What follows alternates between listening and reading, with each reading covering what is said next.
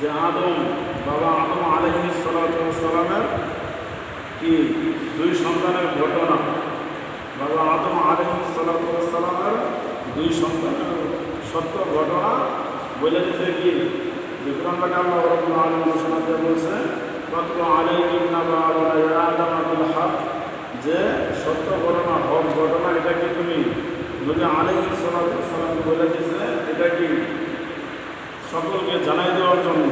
এটা কি কোরআন পাক বলে দিয়েছে সর্বপ্রথম বাবা আদম আলাইহিস সালাতু ওয়াস সালামের দুই ছেলে হাবিল আল্লাহ রাস্তায় জীবন দিচ্ছে, কুরবান হয়েছে, কুরবানি করছে জীবন।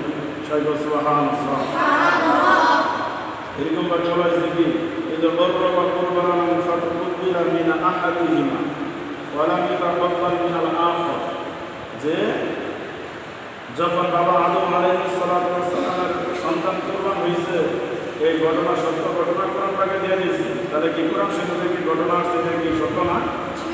এইরকম সত্য যে কি দুনিয়ার বুকে অন্য জায়গায় কোনো যদি হাদিস শরীফ অন্য অন্য কি কিতাবে থাকতে পারে, এটা খুব সবচেয়ে বড় দলিল হল পবিত্র কোরআন।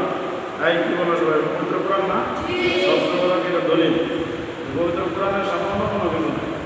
এটা মনে যে আছে 100% কি 200% সত্য। সবাই কত পার্সেন্ট সত্য? 200% যদি অন্য কিছু সত্য হয়ে যায় কোরআন সত্যি যদি আছে দেখে বলবে তাহলে কে কিরম গ্যারান্টি?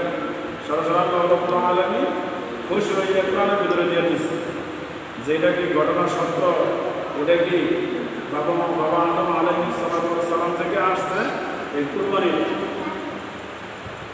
এরকম ভাবে বলে দিচ্ছে কি বর্রবা কুরবানান, যে আল্লাহ রাব্বুল আলামিন বলে দিচ্ছে যখন কি বর্রবা কুরবানান, যখন তারা কি কুরবানি করলো, কুরবানির হুকুম আসলো, যে বাবা আদম আলাইহিস সালাতু ওয়াস সালাম বলছে তারা কুরবানি দেওয়ার জন্য কি দিতে বলো কুরবানান ফাতুকুবিলা মিন আহাদিহিমা, যে যখন কি ওয়া লাম ইয়াতাকাব্বাল মিনাল আখর, তারা কি করলো তখন কি যখন কুরবানি করলো তখন কি ফাতুকুবিলা মিন আহাদিহিমা ওয়া লাম ইয়াতাকাব্বাল মিনাল আখর, তারা কি হয়েছে যে একজনের কুরবানি কি কবুল হয়েছে, আরেকজনের কুরবানি কি হয়েছে কবুল হয়েছে না।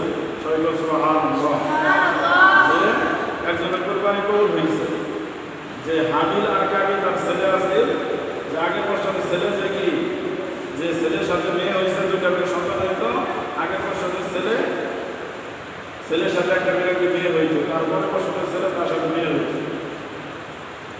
এরকম ভাবে কি